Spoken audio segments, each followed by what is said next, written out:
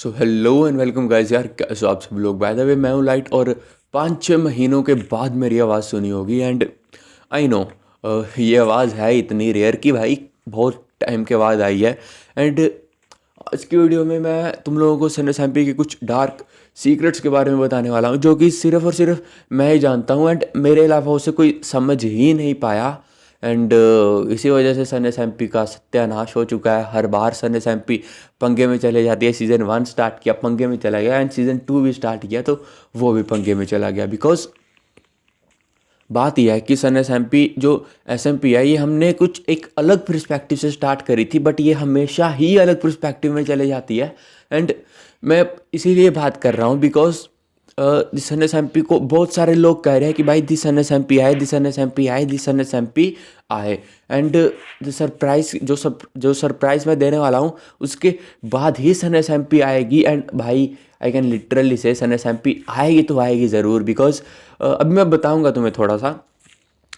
And बात रही सन्नी सैम्पी के बारे में, तो उसको मैंने हमेशा ही एक अलग ही तरीके से स्टार्ट करने की कोशिश की है। बिकॉज तुम बाकी भी एस एम पीज ले लो, बट दिसर सैम्पी ने क्रिएटर्स को जितनी ज़्यादा वैल्यू प्रोवाइड की है ना, बिकॉज जो भी क्रिएटर दिसर सैम्पी में आने के बाद जो भी ऑनलाइन रहा है ना, उस क्रिएटर की रिस्पेक्ट बड़ी ही बड़ी है।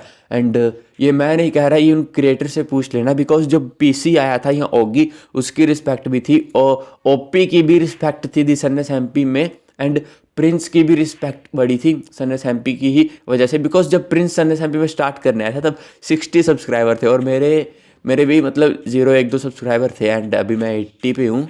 एंड प्रिंस के 650 होने वाले हैं। कंग्रेचुलेशन प्रिंस भाई। एंड शायद से हो भी गए होंगे।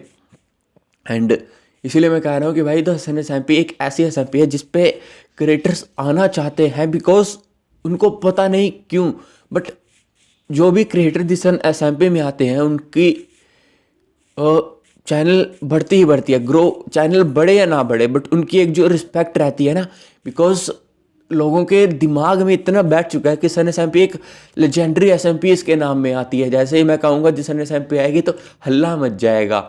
एंड जो भी उसमें खेलता है उसकी एक रिस्पेक्ट बढ़ जाती है। जैसे तुम ओगी को मान लो, ओगी की भी रिस्पेक्ट बड़ी थी एंड प्रिंस की तो पहले से थी। एंड मैंने ही स्टार्ट करी थी एंड मेरी भी रिस्पेक्ट काफ़ी बड़ी थी सन्नी सैम्पी की वजह से। एंड मतलब कि अभी अगर मैं बोल दूंगा ना भाई दिस सन्नी सैम्पी आ रही है, देन सारे क्रिएटर्स बोलने लग जाएंगे कि मतलब भाई भैया दिस सन्नी सैम्पी में ले लो, दिस सन्नी सैम्पी में ले लो। अभी तक तो मैंने सिर्फ बात की थी दिस सन्नी सैम्पी के बारे में, ये एक डार्केस्ट ट्रुथ नहीं था। बिकॉज जब मैं बात करने जाऊँगा ना, देन बात कुछ अलग ही लेवल पे चले जाएगी। देन इसीलिए मैं कहना चाहता हूँ कि भाई जिस क्रिएटर के भी बारे में मैं बात करने वाला हूँ, तुम पहली बात तो बात दिल पे नहीं लेना। बिकॉज मैं ट्रुथ और फैक्ट के बारे में बात कर रहा हूँ, ना कि किसी को ब्लेम कर रहा हूँ। एंड दूसरी बात, मैं जो भी कहूँगा ना, बिकॉज ये एक इन्फॉर्मेशन पर्पज़ के लिए होने वाला है। बिकॉज आने वाले टाइम में दिस एनएसएमपी को ख़राब ना किया जाए। बिकॉज एट द एंड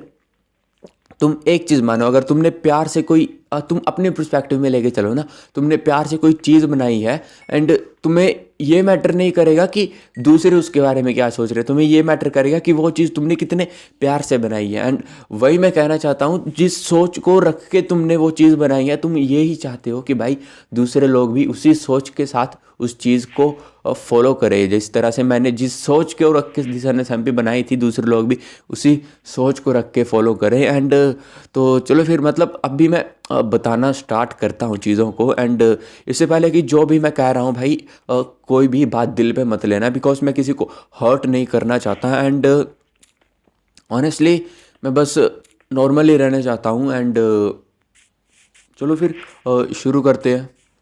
हाँ, तो सबसे पहले बात करते हैं कि दिस एसएमपी को स्टार्ट किया ही क्यों था। बिकॉज ये मेरा एक ड्रीम था। एंड मेरा भी एक ड्रीम था कि अपनी भी कोई एसएमपी होगी। एंड इस सारी चीज़ों का स्टोरी टाइम मैं तुम्हें आने वाली नेक्स्ट वीडियोस में बताऊंगा कि कैसे मैं और प्रिंस मिले एंड कैसे हमने एसएमपी बनाई एंड किस तरह से भाई हम लोग पंगे किया करते थे। एंड क्या कुछ होते रहता था हमारे बीच में। एंड मतलब इस तरह से मैंने एसएमपी ये बनाई थी। इस सोच को लेके कि हम लोग इस एसएमपी में खेलेंगे, एक आराम से खेलेंगे। एक फिर उसके बाद पहले 2 एपिसोड गए, उसके बाद हम लोगों ने स्क्रिप्ट को फॉलो करना शुरू कर दिया इस एसएमपी में। एंड हम लोगों ने जैसे ही स्क्रिप्ट को फॉलो करना शुरू किया, बिकॉज स्क्रिप्ट काफ़ी अच्छे से चल रही थी, जिस तरह से वॉर हुई थी।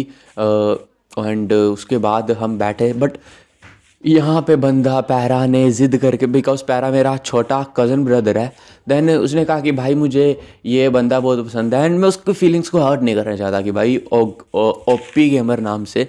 एंड मैंने कहा चल आ जा। एंड मैंने कहा ओपी गेमर को भाई ठीक है, आ गया। एंड वो कहता भाई आप भी प्रिंस को जाके मार देते हैं। मैंने कहा नहीं भाई नहीं मारना है। एंड 2 दिन के लिए मैं ऑफलाइन चला गया एंड आके देखा कि भाई यहाँ पे तो कलेश हो चुके हैं। एंड और तब मैंने बेस बनाया था। एंड उसके बाद में जब आया तो मैंने देखा कि मेरा बेस ब्लास्ट हो चुका था भाई। एंड फिर मैंने देखा कि भाई पंगे वंगे हो रहे हैं। फिर हम लोग गए मीटिंग करने के लिए। प्रिंस तब भी वहाँ पे नहीं आया। एंड ओपी और राघव को मारने लग पड़ा। आप लोग वीडियो में देख लेना। इस तरह से मतलब स्क्रिप्ट बर्बाद हो चुकी थी जिस तरह से हम खेलना चाहते थे। बिकॉज मैंने पहली बात तो प्रिंस ने बहुत मेहनत से कासल बनाया था। मैंने बहुत मेहनत से अपना बेस बनाया था। दोनों के बेस और कासल फूट चुके थे। एंड इस तरह से पंगे मच चुके थे पूरी दिसैनस एमपी में। एंड अब मन भी नहीं कर रहा था, बिकॉज इतनी मेहनत से मैंने बेस बनाया था। बिकॉज तुम देखोगे ना भाई, दिसैनस एमपी सीज़न 1 में और सीज़न 2 में जो सबसे ज़्यादा बढ़िया बेस है ना, वो मैंने ही बनाया है, चाहे वो सीज़न 1 हो या 2 हो। एंड मेरे सीज़न 1 का बेस फूट चुका था। एंड वो भी प्रिंस ने फोड़ दिया। एंड क्या कहते हैं, ओपी वगैरह ने उनका बेस फोड़ दिया। मुझे गुस्सा ये चढ़ा कि भाई लड़ाई मैंने तो होल्ड बैक किया करके रखा था, ये ओपी ने लड़ाई करी एंड उसकी वजह से मेरा बेस फूटा। देन मैंने प्रिंस को कहा कि भाई एक एंड वॉर रखते हैं, एक फाइनल फाइट बैटल रखते हैं हम दोनों के बीच में, एंड इसको ख़त्म करते हैं। देन दिसैनस एमपी सीज़न 2 की स्टार्ट करते हैं। एंड देन जैसे ही सीज़न 2 स्टार्ट हो चुका था, मैंने पहले ही कह दिया था कि मैं अकेले रहने वाला हूँ एंड मैं RGFX के साथ रहने वाला हूँ। एंड प्रिंस भी वो खुद और गेमर थ्रोन के साथ रहने वाला है। एंड्रू रायन भाई, shout out to you. And मैं कौन होता हूँ शाउट आउट देने वाला भाई। एंड वो गेमर थ्रोन के साथ रहने वाला है। एंड पीसी को हमने साइड पे कर दिया था, नया नया आया था बेचारा। हमने कहा था कि तू ओपी के साथ रह ले या कुछ इस तरह से। अब ये जो बंदे हैं, ओपी भी एक दूसरे के साथ मारा पीटी कर रहा था, पीसी भी मारा पीटी कर रहा था। एंड पीसी ने लिटरली, ओपी और पीसी ने मेरा दिमाग खराब करके रख दिया था कि भाई मुझे तुम्हारी टीम में आना है, मुझे तुम्हारी टीम में आना है। मैंने इनको बहुत ही ज़्यादा, एंड पीसी मेरा सामान चोरी करके गया। एंड बाद में मुझे कहा था कि भाई मुझे तुम्हारी टीम में आना है, बिकॉज मेरे डायमंड्स वगैरह बहुत सारी चीज़ें। एंड मेरा दिमाग ख़त्म हो गया, मैंने उसका बेस फोड़ दिया। एंड अब भी ये बंदा चला गया प्रिंस के पास। भाई पहले मुझे कह रहा था मुझे अपनी टीम में ले लो एंड प्रिंस को मार दो। एंड प्रिंस को कहने लगा भाई अब मुझे अपनी टीम में ले लो एंड लाइट को मार दो। इस वजह से मुझे गुस्सा चढ़ा। एंड भाई पहले तो तूने चोरी की रही, उसके बाद मैंने तुझे जब मारा और तू भाई गुस्सा होके तू दूसरे की तरफ में दोगलापंती करने लगा। एंड ये मुझे दोगला दोगला कहते थे, बट इनको मैं एक ही चीज़ बता दूँ, दोगला वर्ड ही इन लोगों ने मेरे से सुना है। एंड ऑनेस्टली, एंड तो ये उस टीम में चला गया। बस इसी की वजह से स्क्रिप्ट खराब हो गई, नहीं तो सीज़न 2 में मेरी और प्रिंस की कोई फाइट ही नहीं होनी थी ज़्यादातर लेवल पे। हम लोगों तो मतलब आराम से हम लोग खेलते सीज़न 2 में, काफ़ी लंबा चौड़ा चलता सीज़न 2, काफ़ी बड़ी स्क्रिप्ट बनाता मैं इसकी। बट एक इस बार भी पीसी की वजह से स्क्रिप्ट ख़राब हुई। और एक और बंदा था पीसी के साथ, दोस्त था उसका, पता नहीं कौन दोस्त था। एंड वो आया था एंड वो बीच में चला गया। मैंने बहुत रोकने की कोशिश की, भाई अगर तुम एक बार आ चुके हो तुम जा नहीं सकते तुम। वो आया और बीच में ही दिसैनस एमपी छोड़ के चला गया। अब मुझे बहुत गुस्सा चढ़ा था। एंड ओपी भी बिना किसी स्क्रिप्ट के फॉलो कर रहा था। सब कुछ जब बिना स्क्रिप्ट के हो रहा है, देन मन भी नहीं करता ना। उसके बाद मैंने एक दूसरे के बेस फोड़ना स्टार्ट हो गए, बिकॉज मैंने प्रिंस का बेस फाइंड कर लिया, बट प्रिंस आके मेरा बेस फोड़ने लग पड़ा। अब वो भी पीसी की वजह से, कोई और नहीं थी, वजह थी सिर्फ पीसी। बिकॉज लड़ाई शुरू हुई पीसी की वजह से। मेरा पहला बेस फोड़ा एंड उसके बाद मेरा घर फोड़ा, ओपी का घर फोड़ा, सिर्फ पीसी की वजह से। एंड उसके बाद मेरा गुस्सा ख़राब हुआ, देन मैंने इनका बेस फोड़ा, पीसी को मारा। एंड पीसी को तो बहुत गंदा धोया था, उसके घर में घुस के उसका बेस फोड़ के, हद होती है ना जिसकी। एंड वो वीडियो मैंने डिलीट कर दी है। एंड हद पार कर दी थी उस टाइम पे, एंड इनको रुला के रख दिया था जो भी मेरे ओपोनेंट्स थे।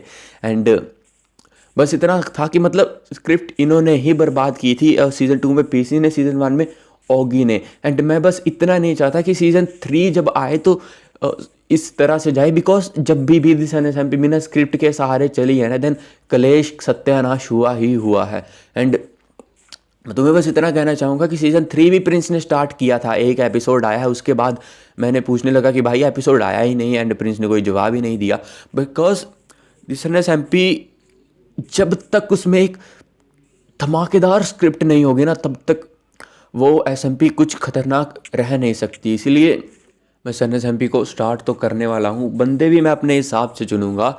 एंड एक डेंजर, एक बढ़िया स्क्रिप्ट के बारे में मैं बात करने वाला हूँ सन एसएमपी में। एंड इसी वजह से मैं सोचता हूँ कि सन एसएमपी चलेगी। एंड यही ट्रूथ है कि सन एसएमपी एक लेजेंडरी एसएमपीज़ के नाम में क्यों आती है, आई डोंट नो लेजेंडरी एसएमपीज़ के नाम में आती है या ऐसे ही हवा बन के रखी हुई है। ये भी बता देना कमेंट सेक्शन में, मुझे मतलब बता देना कि मेरी वॉइस कैसी है। एंड मतलब बढ़िया तो है, आई थिंक कि प्रोफेशनल है। एंड बाय बाय, सी या।